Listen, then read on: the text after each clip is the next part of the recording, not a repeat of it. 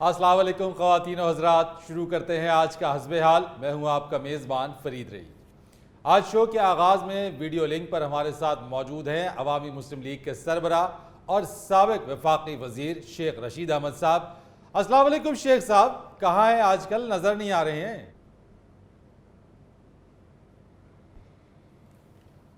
जाने कहाँ गए वो दिन कहते थे तेरी राह में, कैमरे को हम बिछाएंगे चाहे किसी भी शो में हो।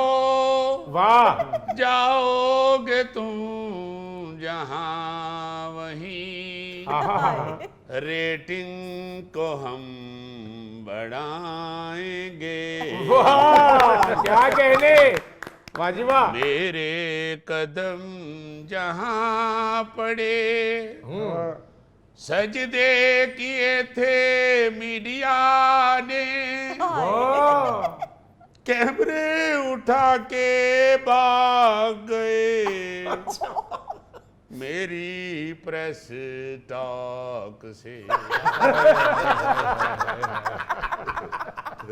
बात ये है फरीद साहब के वक्त ना वो रहा है और ना ये रहना है। शेख साहब, ऐसी भी कोई बात नहीं है। ट्विटर पर तो आपके फॉलोअर्स 8 मिलियन हैं। कितने मिलियन जी? 8 मिलियन फॉलोअर्स शेख साहब। कितने मिलियन फरीद साहब? शेख साहब, आप बार बार आप कहलवाना चाह रहे हैं 8 मिलियन। ये जरा अपने दानिश्वरों को याद करवाएं। अल्लाह के फजल से आप भी शेख जो है वो मिलियंस की तादाद में लोगों के दिलों में बसता है। क्या बात है शेख साहब। शेख साहब, फॉलोअर तो आपके 8 मिलियन है, लेकिन असेंबली में सीट आपकी सिर्फ एक है। तू भी ते ईद वाले दिन लेला चोरी करदा फड़िया गया से। कोई गल रली नहीं शेख साहब। गल भावें ना रले, तेनू तकलीफ ते पहुंची है ना। हमें पता है शेख साहब, आजकल या आप छाए हुए हैं या बादल छाए हुए हैं। देखें, बात यह है कि अल्लाह के फजल से शेख रशीद अच्छी तरह जानता है, अवामी आदमी है शेख रशीद, और अच्छी तरह अवाम की नबज़ पकड़नी जानता है। ये हुक्मरानों को नहीं पता फरीद साहब, ये हुक्मरानों को नहीं पता, अंदाजा ही नहीं है इनको कि अवाम की नबज़ पे कैसे हाथ रखना है। वाह, आप देखें जरा ये क्या इनकी मत मारी गई है कि ये उधर से दूसरा जहाज पहुंचा पेट्रोल का और इन्होंने 7.5 रुपए डीजल की कीमत बढ़ा दी है। अब तीसरा जहाज आएगा तो 7.5 रुपए और ऐड कर लीजिएगा। रफ्ता रफ्ता ये हालत हो जानी है कि अवाम ने अक के कहना है कि भाई जी वहां से तेल ना मंगवाएं, हम उधर जाके टैंकी फुल करवा लाते हैं। डार साहब जिस तरह के बयानात देते हैं, इन्होंने आगे से कह देना है कि ठीक है, इससे ज्यादा रिलीफ मैं नहीं दे सकता। शेख साहब, ये तो अब आपकी फ्रस्ट्रेशन बोल रही है। आईएमएफ से मुआहिदा हो गया है। देखें फरीद साहब, आईएमएफ से डील का मतलब ये नहीं है कि खतरा टल गया है। ये रिलीफ नहीं है, ये तकलीफ है। ये याद रखें, 12 जुलाई के बाद इस तरह महंगाई का सैलाब आएगा जैसे एकदम आपका साला 12 बच्चे लेके बगैर बताए आपके घर आ जाता है। और आपका उड़ा हुआ रंग देख के शर्मिंदा होने की बजाय कहता है कि भाईजान आप रोज कहते थे ले हम आ गए। आप आगे से ये भी नहीं कह सकते कि मुझसे कसम उठवा लो, मैंने कभी भी नहीं कहा। शेख साहब, आप जो मर्जी है कह लें, मगर बात यह कि हालात अब आहिस्ता आहिस्ता कंट्रोल में आना शुरू हो गए। डॉलर नीचे आ गया और स्टॉक मार्केट ऊपर जा रही है। वाह वाह, बोले बादशाह आप फरीद साहब, ये डार की रमज को सिर्फ मैं ही जानता हूँ। ये डार साहब पहले हफ्ता डेढ़ डॉलर को नीचे लाएंगे, फिर ऊपर लेके जाएंगे। इनका उस मदारी वाला हिसाब है जो आदमी को जमीन पे लटा के कहता है ये लाश 6 फुट ऊपर जाए, 6 फुट नीचे आए, 6 फुट दाएं जाए, 6 फुट बाएं जाए। अगर ना जाए तो कहना मदारिया तेरा कमाल नहीं। लाश उधर ही पड़ी रहती है, लोग 6 फुट ऊपर नीचे हो रहे होते हैं। तो ये जहन में रखें, ये डार साहब के लिए डॉलर जो है ये मदारी की लाश है। इसने ऊपर ही जाना है, नीचे नहीं मुड़ के आना। फरीद साहब 300 अरब रुपए का मजीद टैक्स लगाया जा रहा है। कुछ खुदा का खौफ खाएं। आप लोग तो ये एयर कंडीशन कमरों में बैठ के प्रोग्राम कर रहे होते हैं, गरीब की सोचें। 300 अरब का टैक्स जो है ये एक ऐसा गड़ा है और अवाम इसमें ऐसे गिरेगी जैसे गरीब आदमी साइकिल पे जा रहा हो, उसकी साइकिल का चिमटा टूट जाए और वो नीचे गिरता है। ये आपको इसका अंदाजा नहीं है। ये जरा पूछें गोगे को, साइकिल का चिमटा टूटे तो क्या होता है। क्योंकि मुझे यकीन है गोगे के वेट से 2-3 दफा कम से कम जरूर चिमटा टूटा होगा। ये आने वाली हुकूमत के लिए गड़ा खोद रहे हैं फरीद साहब, चूंकि इनको पता है इन्होंने तो आना नहीं है। ये तो नीवी डाल के निकल जाएंगे, ये जो आएगा वही भुगतेगा। शेख साहब, मगर बात यह है कि अगर आईएमएफ की शराइत कर्जे के लिए ना मानते तो फिर क्या करते? मुल्क को डिफॉल्ट होने देते? आपकी हुकूमत ने भी तो आईएमएफ प्रोग्राम के लिए कड़ी शराइत मानी थी आईएमएफ की। देखें फरीद साहब, बिल्कुल आईएमएफ की शराइत माननी होती है, मगर अपनी भी कुछ मनवानी होती है। इनका तो छुन्ने काके वाला हिसाब है। जो माँ को कहता है मुझे चॉकलेट दो, वो आगे से कह देती है चलो पहले मानो बिल्ली बन के दिखाओ। हालांकि मानो बिल्ली का चॉकलेट से क्या ताल्लुक है, वो तो चॉकलेट खाती नहीं है। शेख साहब, ऐसे मानो बिल्ली चॉकलेट क्यों नहीं खाती? इसलिए कि मानो बिल्ली के अब्बू की शुगर मिल नहीं होती। ये चॉकलेट वगैरह अमीरों के चौंचले हैं जनाब।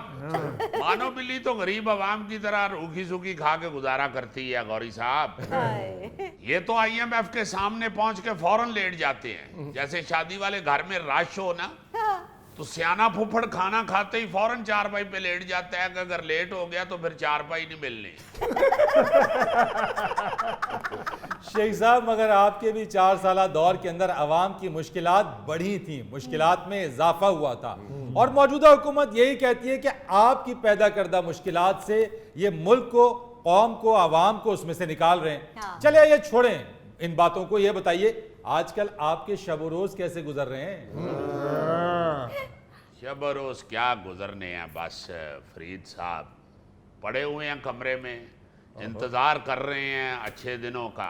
वाह। सारा दिन छत को देखते रहते हैं। कई दहाइयों से इस हवेली में रहता हूं, मगर मैंने आज तक कभी छत की कड़ियां नहीं थी गिनी। इस उम्र में जाके पता चला है 263 हैं। सारा दिन इन्हीं को घूरते रहते हैं, या ये छत वाला पंखा देखता रहता हूँ, इसमें जो चिड़ियों ने बच्चे दिए हुए हैं उनसे बातें करता रहता हूँ। अजीब हालत है, तकिया उठाएं तो नीचे से काकरोच मजाक कर रहा होता है। छिपकली कमरे में घुसा है तो उसे गौर से देखना पड़ता है कि कहीं इसकी पूंछ पे कैमरा तो नहीं बंधा हुआ। हालात तो ऐसे हो गए हैं फरीद साहब के बिलों में घुसे हुए चूहे भी बाहर आ गए। ये मंगल वाले दिन एक चूहा बाहर आया है, मैंने उसे डराया है, शी किया है, वो भागने की बजाय पूंछ पे खड़ा हो गया। नाश्ता करने के लिए जाएं, दूसरी दफा शोरबा मांगे तो वो देता नहीं है। हालांकि यकीन माने 8-8 दफा मुफ्त शोरबा लिया हुआ है। अब दूसरी दफा भी वो कह देता है शेख साहब हुण तुसी शोरबा मांग रहे हो, फिर ये वध गया फिर नान मंगोगे, फिर नान वध गया फिर शोरबा मंगोगे, फिर शोरबा वध जाने फिर नान मंगोगे। बल्कि उसने यहाँ तक कह दिया, कहता शेख साहब मैं जानता हूँ आप जानबूझ के शोरबा बढ़ा लेते हैं। बस शेख साहब, जिस गरीब ने प्याले 'च 8 वारा शोरबा पा देना है, उन्हें फिर वोट कितों पाना है? देखें अल्लाह के फजल से सारे इलाके के लोग जिस तरह मोहब्बत करते हैं, जिस तरह जान निछावर करते हैं, और जिस तरह अल्लाह के फजल से प्याले में शोरबा डालते हैं, अब मेरा मतलब है कि ये छोटी छोटी चीजें मेरे मोहब्बत करने वालों के लिए को माने नहीं रखती। वाह।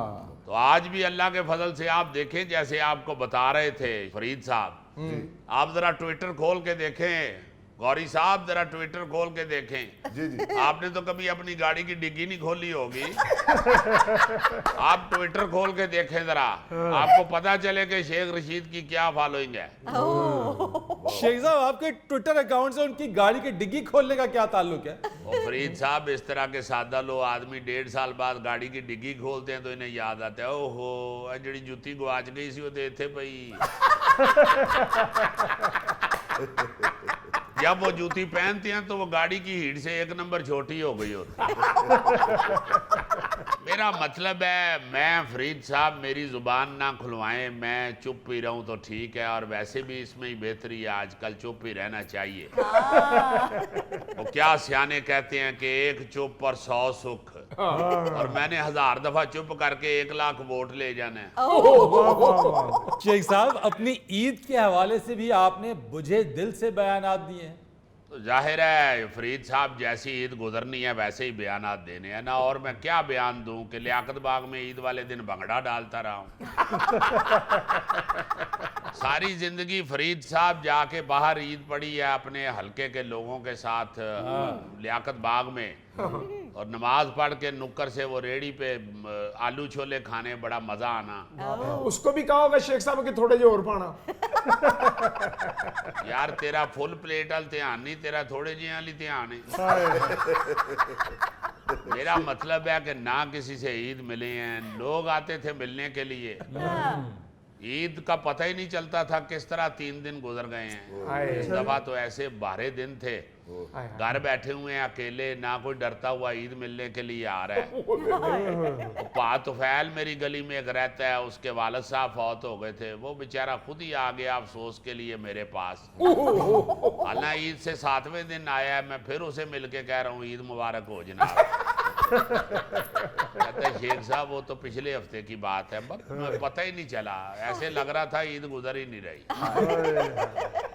शेख साहब, ईद का गोश्त भी नहीं खाया आपने? खाया है जी, जो 1.5 पा को आ गया था महल्ले से। सारी जिंदगी फरीद साहब गोश्त बांटने के लिए शापर मंगवाए हैं, इस दफा गोश्त लेने के लिए शापर मंगवाए थे। और आप यकीन माने पूरा पैकेट उसी तरह नया पड़ा हुआ है। तो कसाई ने पता नहीं कहाँ बकरा लाल किया, मुझे तो वो सिरी पाए और थोड़ा सा गोश्त दे गया है। फरीद साहब, पहली ये ईद है जिसमें मैंने ना रान की शक्ल देखी ना पुठ की। वो सिरी सारी रात मेरे कमरे में पड़ी रही बकरे की, मैं उससे ही डरता रहा, उसकी आंखें मुझे ऐसे लग रहा था कैमरे फिट हुए हुए। उनसे डरता डरता मैं किसी को फोन भी नहीं कर सका, ना किसी को ईद मुबारक कह सका हूँ। मैंने कहा कहीं रिकॉर्डिंग ही ना हो रही हो। ओए, बड़ी मुश्किल ईद गुजरी है शेख साहब। बस क्या बताएं जनाब, ईद वाले दिन भी आलू वाला पराठा खाया है। एक कश्मीरी के लिए इससे ज्यादा मुश्किल क्या हो सकती है कि ईद वाले दिन भी गोश्त ना खाए। नाज़रीन, यहाँ पर वक्त हुआ है एक ब्रेक का, हमारे साथ रहिए।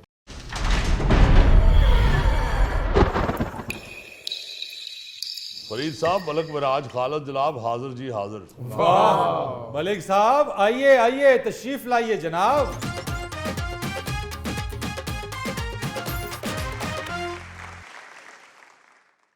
आज हम तारीख के औराक पलटेंगे और जो बात करेंगे वो ज़्यादातर बात ये होती है कि हम अपने हुक्मरानों को जो प्रोटोकॉल लेते हैं, जो शाही अंदाज से आगे पीछे जाते हैं, जो अवाम के लाखों करोड़ों रुपए अपने हटो बचों के लिए, सिर्फ अपनी रख रखाव के लिए, अपनी शहाना जिंदगी के लिए और शहाना तर्ज हुक्मरानी के लिए खर्च कर देते हैं, बल्कि मैं तो कहूंगा झोंक देते हैं। उनके ऊपर तनकीद बड़ी होती है, लेकिन ऐसी किसी शख्सियत को हम याद नहीं करते जो तमाम तर इख्तियारात होने के बावजूद भी सादा और सहल जिंदगी गुजारते रही हो। जनाब, कोई ऐसा हो तो याद करें ना। हैं, बिल्कुल हैं, लेकिन हम उन्हें याद नहीं करते हैं। वो कौन साहब है जी? मलिक मिराज खालिद साहब। वाह। और मैं आपको एक बात बताऊं, उनका ताल्लुक एक लोअर मिडिल क्लास फैमिली से था। अच्छा। लेकिन इंतहाई नफीस इंसान जी। इंतहाई गरीब परवर इंसान। अरे वाह। और साथ साथ मैं आपको ये भी बताऊं कि मलिक मिराज खालिद साहब वफाकी वजीर रहे, वो वजीर आला पंजाब रहे भुट्टो साहब के दौर में। उसके साथ साथ स्पीकर कौमी असम्बली रहे, हत्ता के 1996 से लेके 1997 यानी नवंबर 1996 से फरवरी 1997 तक वो निगरान वजीर आजम भी रहे। लेकिन उनकी सादगी का आलम आप ये देखिए कि जब वो तमाम ओहदों पे भी रहे तो यही लाहौर में लाहौरिये उन्हें रिक्शों में सफर करता हुआ भी उन्हें देखा, उन्हें पैदल चलता हुआ भी देखा।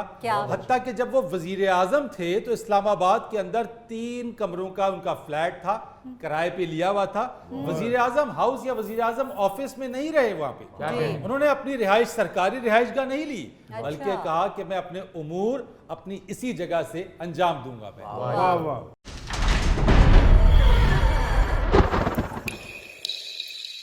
फरीद साहब, मलक मिराज खालद जनाब हाजिर जी हाजिर। वाह मलिक साहब, आइए आइए, तशरीफ लाइए जनाब।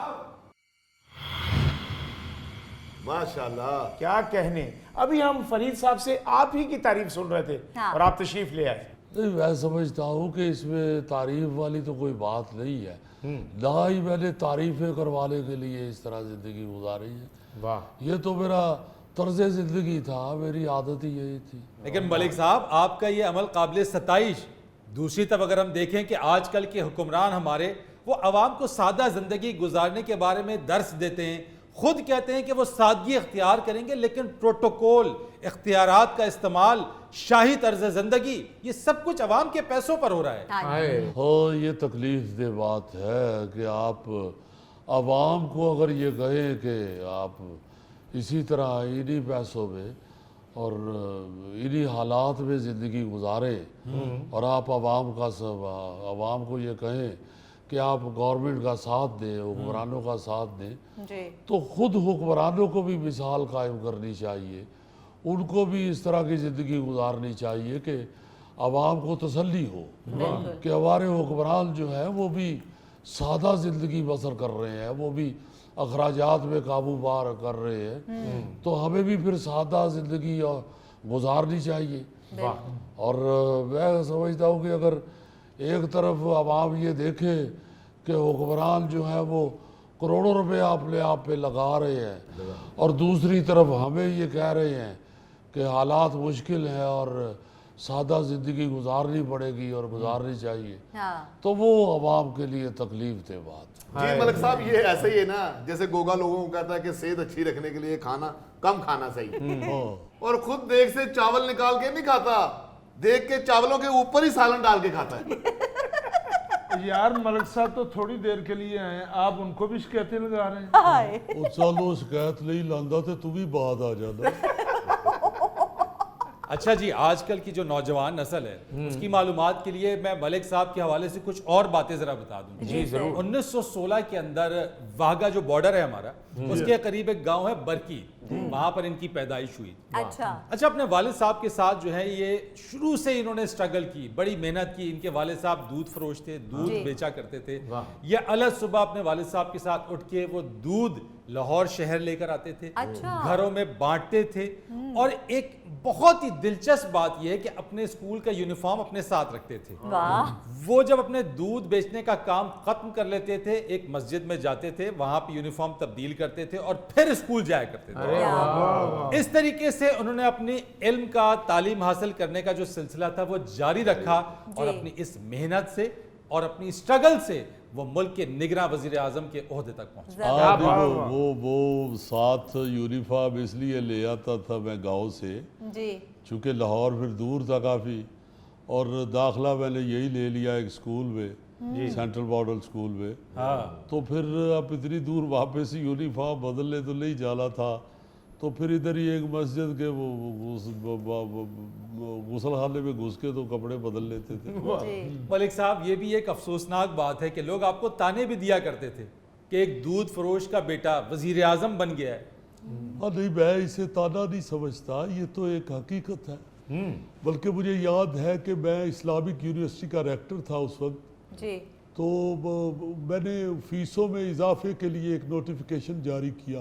अच्छा। तो गुस्से में एक बच्चे ने कहीं कोई मजमून लिख दिया, कोई कॉलम लिख दिया, तो उसमें उसने लिखा कि एक दूध फरोश जो है वो रेक्टर बन गया यूनिवर्सिटी का, तो उसकी गर्दन में सरिया आ गया।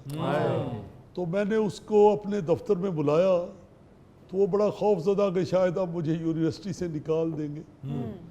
तो मैंने उसे कहा, भाई आपने ये तो लिखा है कि दूध फरोश जो है वो रेक्टर बन गया, आपने ये नहीं लिखा कि ये दूध फरोश जो है इसके और इसके बाप के पास, इसके वालिद के पास, दोनों के पास एक ही जूता था, तो वो ये बारी बारी जूता पहनते थे।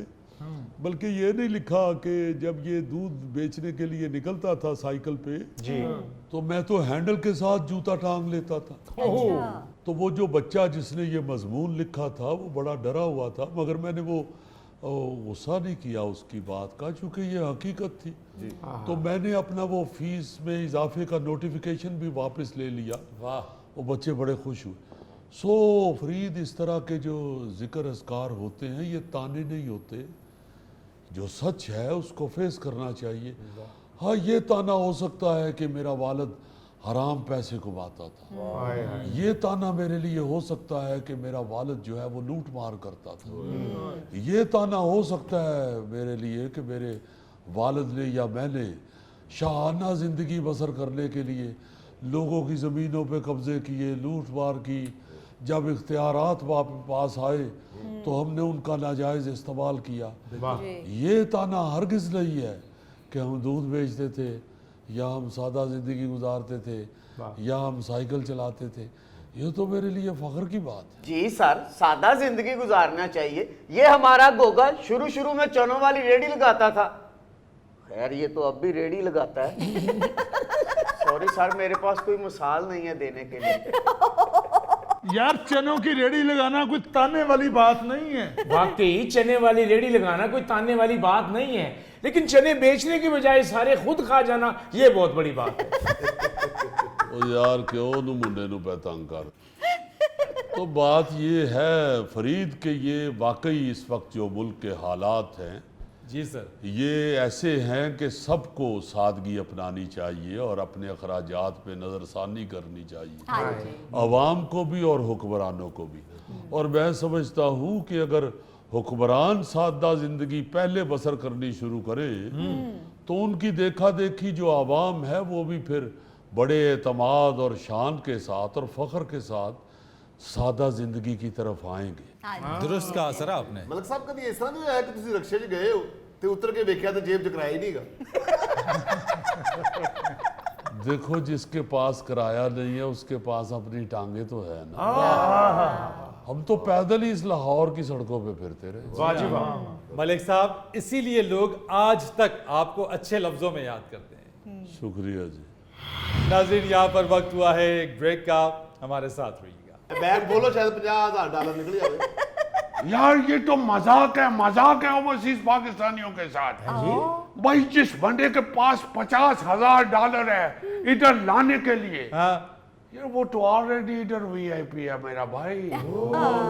जिसके पास इतना पैसा है उसने क्या करने जाने, तुझे उन्हें फूकना तो आधा फास्टर है, वो तो पहले ही बिजनेस क्लास में सब इकट्ठा होएगा।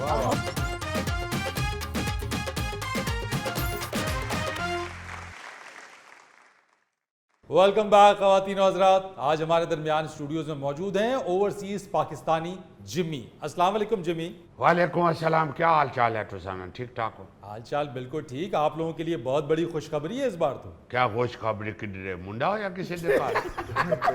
ਓਹੋ ਜਿੰਮੀ ਸਾਹਿਬ, ਮੁੰਡਾ ਹੋਇਆ ਹੁੰਦਾ ਤੇ ਤੁਹਾਨੂੰ ਇੱਥੇ ਥੈਲਾ ਡਾਂਸ ਕਰਦਾ ਨਜ਼ਰ ਆ ਰਿਹਾ ਹੁੰਦਾ, ਮੈਂ ਇੱਥੇ ਗਾਣਾ ਗਾ ਰਿਹਾ ਹੁੰਦਾ, ਗੋਗਾ ਉੱਥੇ ਖਾਣਾ ਖਾ ਰਿਹਾ ਹੁੰਦਾ, ਸਾਰੇ ਪ੍ਰਾਹੁਣੇ ਤਰਸ ਰਹੇ ਹੁੰਦੇ ਕਿ ਗੋਗਾ ਕਦੋਂ ਹਟੇ ਤੇ ਅਸੀਂ ਖਾਈਏ। ਗੱਲ ਕੋਈ ਹੋਰ ਹੈ ਖੁਸ਼ੀ ਦੀ, ਉਹ ਫਰੀਦ ਸਾਹਿਬ ਦੱਸਣਗੇ। नहीं तो बताओ तो सही ना, खुशखबरी क्या है? कोई लॉटरी निकल आई है? ओ भाई, लाटरी नहीं निकली, मेरे गोडे उत्ते फोड़ा निकल आया। ओ, ये तो वाकई खुशखबरी है। उनकी जे टेक के ते बवेगा ना। कदी किसे दरबार दी लंगर ते पहुंचिया हुंदा, कदी किसे लंगर ते पहुंचिया हुंदा। यार जिम्मी, इस बजट में वफाकी वजीर खजाना इसहाक डार ने ओवरसीज पाकिस्तानियों के लिए बहुत बड़ी खुशखबरी का ऐलान किया है। केड़ी खुशखबरी है? तो सन मीडिया सुनाओ तो सही ना हुई टीवी। यार खुशखबरी ये है, वो ओवरसीज पाकिस्तानी जो पाकिस्तान $50,000 से जायद ज़र मुबादला भेजेंगे उन्हें डायमंड कार्ड दिया जाएगा। ये तो इस डायमंड कार्ड का फायदा क्या होएगा? भाई बहुत सारे फायदे हैं। इसका सबसे बड़ा फायदा तो ये कि ग्रेटेस्ट पासपोर्ट दिया जाएगा। नहीं तो इस ग्रेटेस्ट पासपोर्ट का क्या फायदा होएगा? यार वो जब यहाँ पाकिस्तान आएगा उसे वीआईपी समझा जाएगा, एयरपोर्ट्स के ऊपर फास्ट ट्रैक इमिग्रेशन मिलेगी उसे। अच्छा, तो और क्या होएगा वो? इसके अलावा एक गैर ममनुआ बोर का असलहा लाइसेंस का इजरा किया जाएगा, वो उसे मिलेगा। अच्छा, और इसके अलावा उसे दीगर जो सिफारत खाने और जो काउंसलेट्स हैं वहां पर तरजीह बुनियादों पर उसको रसाई मिलेगी। नहीं तो ये कैसे होएगा? ये सारा कार्ड किसको मिलेगा?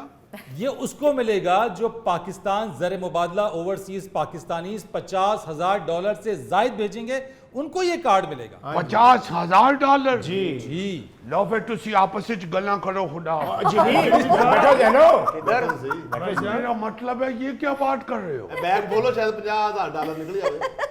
यार, ये तो मजाक है ओवरसीज पाकिस्तानियों के साथ। भाई जिस बंदे के पास $50,000 है इधर लाने के लिए, हाँ यार वो तो ऑलरेडी इधर वीआईपी है मेरा भाई। जिसके पास इतना पैसा है उसने क्या करने जाने, तुझे उन्हें फूकना तो आधा फास्टर है, वो तो पहले ही बिजनेस क्लास में सब इकट्ठा होएगा। अच्छा जिमी बैठो ना यार, बैठ के बात करो। बात ये है, देखो मेरा बात बैठो सुनो। बैठो सानू 48 भेज देना भाई। बैठो तो सही तुसी जिमी भाई आज उठे जिਵੇਂ फ्लैट आ गई ਤੁਹਾਡੀ।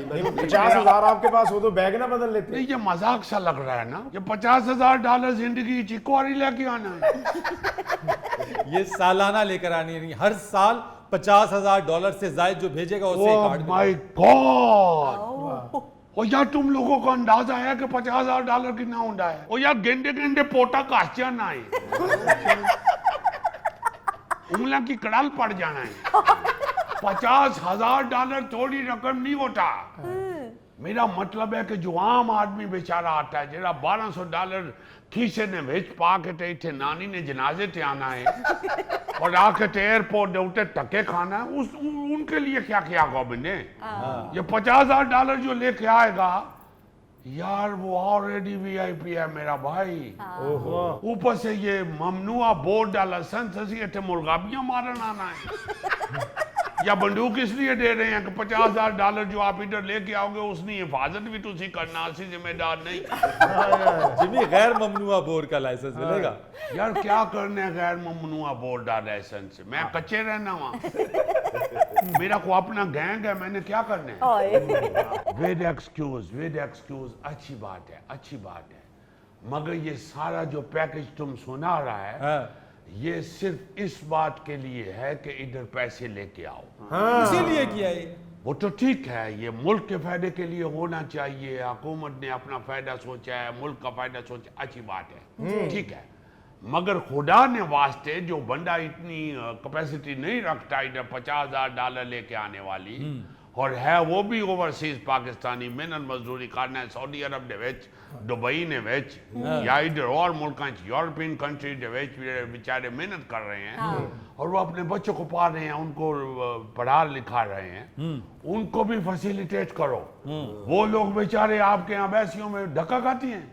आप जाके बाहर किसी भी कंट्री के अंदर जाके देखो ना, सऊदी अरब चले जाओ इधर यूएई चले जाओ, कोई भी बेचारा जो सिंपल पाकिस्तानी है इस तरह ना है, खैर सारे सिंपल बैठे हुए। मेरा मतलब है कि इस तरह ने जो सादे लोग हैं, शरीफ लोग जो बेचारे जिनके पास इतना पैसा नहीं है, वो जो लाइनों में जाके सारा दिन धूप में छांव में खड़े रहते हैं, उनकी कोई उधर सुनता नहीं है, और अंदर अम्बेसी के लोग ऐसे बैठे होते हैं जैसे मिस्र दे पहाड़ा ने बिचो स्टैचू निकले हुए। जिमी ये उन्हीं लोगों के लिए जो भेजने की सकत भी रखते हैं, इसीलिए हुकूमत ने ये प्लान किया है। और मैं वही कह रहा हूँ ना कि ये तो एक आपने अट्रैक्शन ऐसा दिया है कि ताकि लोग डॉलर लेके पाकिस्तान में आए। अच्छी बात है, बुरी बात नहीं है, मगर खुदा ना वास्ता जेड़े आम आदमी ने पाकिस्तानी ओवरसीज पाकिस्तानी जेड़े बाहर ने मुल्क कम करने ने बेचारे, उनकी जो प्रॉब्लम्स हैं उनकी तरफ भी ध्यान दियो। ओ यार, तेरे को होले तक $50,000 नहीं जमा होया, तू किते लंदन दे विच बर्फ ते मसमियां कट के ते नहीं लांदा? यार कौन है बंदा है गट्टे नी चिड़ी। इस तरह ना पिंड च गट्टे वाला आंदा हुंदा सी, डांग नालों गट्टा खिंच के तेरे अरगी चिड़ी बना के देंदा सी। बात ये है कि जो लोग बेचारे मेहनत कर रहे हैं, अपना फैमिली को पाल रहे हैं पीछे, उनके पास इकट्ठा $50,000 कहाँ से आ जाना है? हाँ, पूरे साल में अगर $50,000 एक बंदा बेचता है तो वो अच्छी बात है, मगर इतना बहुत कम लोग हैं ऐसे जो करते हैं। बहुत कम लोगों के पास इतना पैसा या इतना इनकम है कि वो $50,000 इधर पाकिस्तान में लेके आए। अच्छा जिमी भाई, ये बाहर दे मुल्कां दे विच पाकिस्तानी एम्बेसियां वाले ਤੁਹਾਨੂੰ ਮੂੰਹ नहीं लाओगे? सब बंदा एक जैसा नहीं होता, विच किधरे अच्छे भी होंगे ने, बिल्कुल उन्हें कोई जिवें काले छोलियां दे विच थोड़े जे चिट्टे छोले नहीं होंगे। मिसाल खूब कुछ ना कोई बस अच्छे लोग हैं बीच में, मगर बाहर अगर आप अम्बेसी में चले जाओ, कोई पाकिस्तानी बेचारा अपने मुल्क की अम्बेसी में चला जाए बाहर के कंट्री में किसी काम के लिए, कोई शनाख्ती कार्ड बनाने के लिए या पासपोर्ट बनाने के लिए, तुसी जाके उन्हें एक्सक्यूज मी कहो तो मुंह इंज चुकदा जिवें ओदे पैर ते तुसी इट मार दित्ती। ओदे बाद वो गल सुनन दी बजाय कहंदा बाहर चल के खलोवो तानू उन्हें बुलाने। बिल्कुल जिमी दुरुस्त कहा ये, क्योंकि बैरून मुल्क जो पाकिस्तानी रहते हैं वो अपनी एम्बेसीज में या कौंसिल खानों में जाए तो उनका तो बुनियादी हक है कि उनकी बात सुनी जाए, उनके काम हो और उनको फैसिलिटीज दी जाए। No no no no not at all. उधर तो पता क्या होता है, आप किसी एम्बेसी के अंदर जाते हो ना अपने काम के लिए जी, तो ऐसे लगेगा कि वो काम करने नहीं बैठे हुए, आपके लिए काम खराब करने बैठे हुए। गोरे ने पास कहीं जाओ ना किसी ऑफिस के अंदर, गोरे ना ऑफिस होवे तो तुझको पता चलना शुरू हो जाएगा कि ये चाह रहा है कि मेरा मसला हल हो जाए। जब आप अपने पाकिस्तानी किसी दफ्तर में जाओ ना तो आपको यूं लगता है कि ये चाह रहा है कि मेरा मसला हल ना हो। इसलिए मैं ये कहता हूँ कि ये अच्छी बात है जो पैकेज दिया है हुकूमत ने, मगर खुदा का वास्ते आम आदमी जो है उधर बेचारा नहीं इतनी वो कैपेसिटी रखता कि $50,000 इधर लेके आए, वो अपना दाल रोटी पूरी कर रहा है। तो उसके लिए भी कोई ऐसा प्रोसीजर, कोई ऐसा तरीकाकार बनाओ कि उस बेचारे निमी जेड़े चक्कर चढ़े हो ना वो बंद हो जाए। बिल्कुल ठीक कहा जिमी। ख़वातीन हज़रात, यहाँ पर वक्त हुआ है एक ब्रेक का, हमारे साथ रहिए। मैं सोच रहा था कि हमारा एक दौर था जो पंजाबी फिल्मों का, उस वक्त तभी इंडिया की पंजाबी फिल्म जो है वो कभी कभी बनती थी, तो बहुत पुरानी रही है वो भी, मगर जिस तरह हमारी इंडस्ट्री जो है वो गैलब में दौड़ रही थी पूरी सुल्तान राय के घोड़े की तरह, वो अब बिल्कुल ही बैठ गई।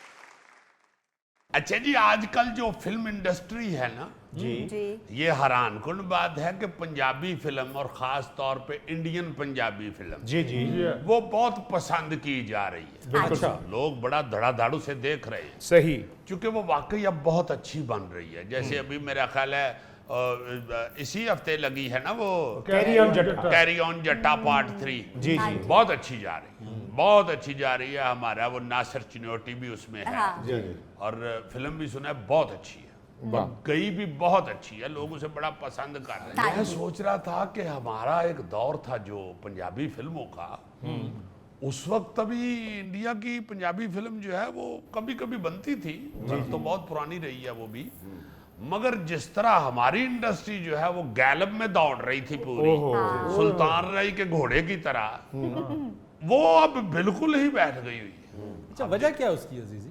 वजह बस बेवकूफियां। अच्छा, हाँ हाँ हाँ, कोई भी जब काम खराब होता है, देखो अल्लाह ताला हर एक को अक्ल, शऊर, मेहनत के लिए अपना जज्बा, हर चीज देता है रब। हाँ जी, बिल्कुल। बंदा अपना काम खुद खराब कर लेता है या फिर खुद मेहनत करके आगे जाता है। बहुत अच्छी, रब सबको मौका देता है, सबको अनायत करता है। अल्लाह पाक ने किसी को भी, जिसको खुद बनाया अल्लाह ने उसको प्यार नहीं करना तो और किसने करना। बेशक। मैं बात ये करना चाह रहा हूँ कि मुझे ऐसे एकदम याद आया आज कि यार आज सावन साहब हमारे एक मरहूम एक्टर थे, उनकी आज बरसी है, तो मैं सोच रहा था कि यार सावन साहब कितने हिट थे, कितना नाम था उनका। सर टाइटल रोल किए हर फिल्म में, बेशुमार टाइटल रोल किए, खान चाचा। हाँ हाँ, और मैं फिर ये सोच रहा था कि देखो जो आजकल बने हुए ना 6 पैक्स, ये थे वो, ये जो एक्सरसाइजें कर करके तो तले हुए डड्डू जैसा पिंडा कर लेते हैं बच्चे, ये उस दौर के सारे हीरो, सारे ऐसे जसीम, मतलब वर्जिश कर करके ऐसे प्यारे उन्होंने जिस्म, बॉडी बनाई होती थी। ये जफर अहमद भट्ट साहब जो सावन के नाम से मशहूर हुए, कैसा प्यारा कसरती पिंडा, कसरती जिस्म, गुगरियाले बाल, चिट्टे गोरे, देखने में ही तवज्जो अपनी तरफ खींच लेते थे। क्या बात है। मैं उनसे मिला भी हुआ हूँ और बड़े प्यारे आदमी भी थे, बड़े नफीस आदमी, नमाजी आदमी थे। और ये भट्ट साहब जो हैं ये 1920 में सियालकोट में पैदा हुए थे। वाह। और आप हैरान होंगे सुन के कि ब्रिटिश आर्मी में भर्ती हुए थे। अच्छा। हाँ, दूसरी जंग अजीम में वाह। ब्रिटिश आर्मी में भर्ती हुए, फिर शौक बस फिल्मों का था, एक्टिंग का था, छोड़ छाड़ के फिर फिल्म इंडस्ट्री में आ गए और ऐसा अरूज पाया।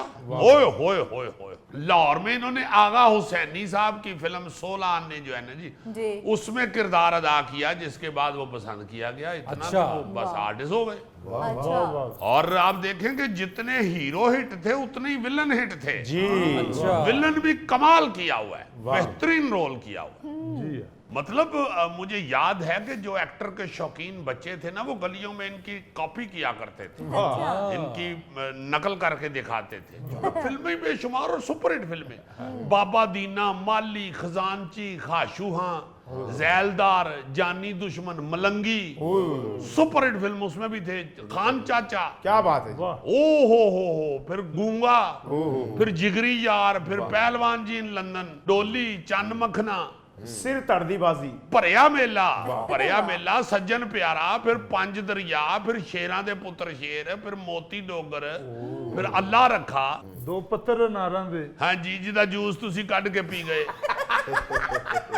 बड़ी फिल्म याद है इसे, देखो 2 पत्थर नारा। जी, तो गोगा जी को याद है। वैसे आजकल की जो नस्ल है उनको तो ये नाम भी याद नहीं होंगे कि ये नाम है क्या। हाँ नहीं जी, नहीं, ऐसा फनकार इनकी तरह और बेशुमार जो आर्टिस्ट हैं जो अब लोगों को याद भी नहीं है, वो सुपरहिट लोग हुए।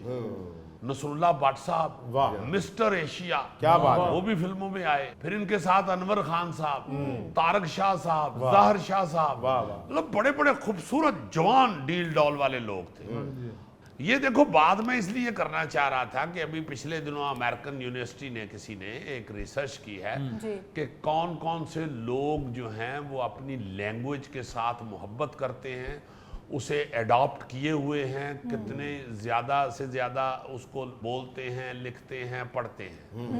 आप ये सुन के हैरान होंगे कि उसमें नंबर 1 जो है ना वो पंजाबी जुबान है। क्या बात है। वाह जी वाह, वाह और जी वाह। वो सरदारों की सिखों की वजह से, हाँ सिखों की वजह से वो बड़ा रिलीजियसली अपनी इस लैंग्वेज को जो है हाँ वो जी, हाँ जी। लेके चलते हैं आगे। जी जी। और फिर आप देखें कि सिर्फ पंजाबी नहीं, उधर हर जुबान की इंडस्ट्री कितनी अरूज में है। फिल्म इंडस्ट्री जो है वो ये आपके अपने कल्चर को, आपकी जुबान को, आपके लहजे को रूशनास करवाती है अगली नस्लों से। हाँ जी, बिल्कुल। हमारे यहाँ पे मुझे याद है सराय की फिल्म भी बनती थी, जी हाँ, बेशक इक्का दुक्का बनती थी, खत्म। पश्तो फिल्म को थोड़ी बहुत बस बन रही है। पंजाबी फिल्म पाकिस्तान की वो कभी कभी कोई एक अद्धा बना लेता है।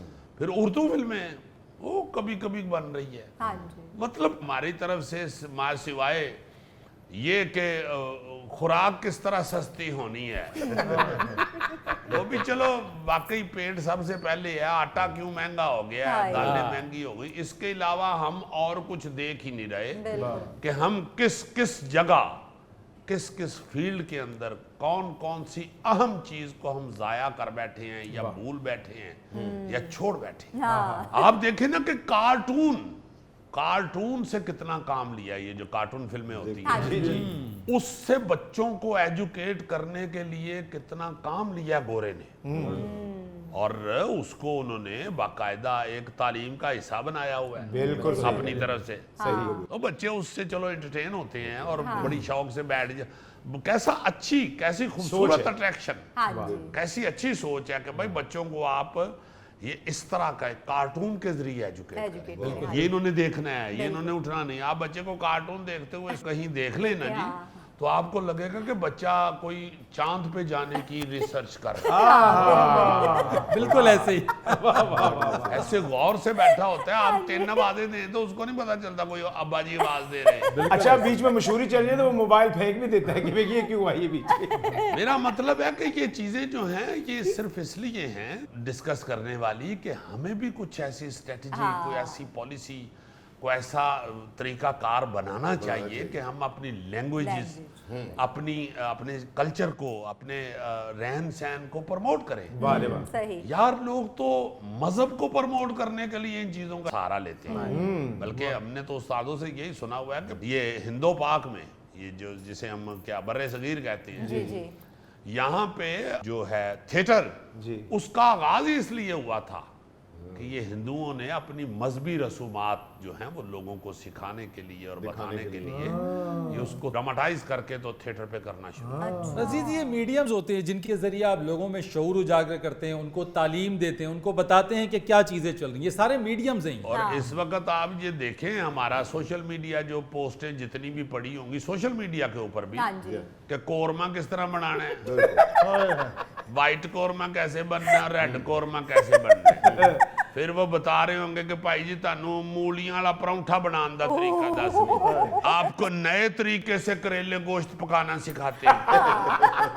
भाई नया तरीका की होना है को मतलब दरख्त तो पुठा लटक के तो बोई फेरनी। यानी सारी पोस्टें जो हैं वो सिर्फ गोगे को एजुकेट करने का। या ये होता कि आपका गोरा रंग कैसे हो सकता है। ਉਹ ਚਲੋ ਭਾਈ ਜੀ ਉਹਦਾ ਤੇ ਤੁਹਾਨੂੰ कोई फायदा नहीं ना।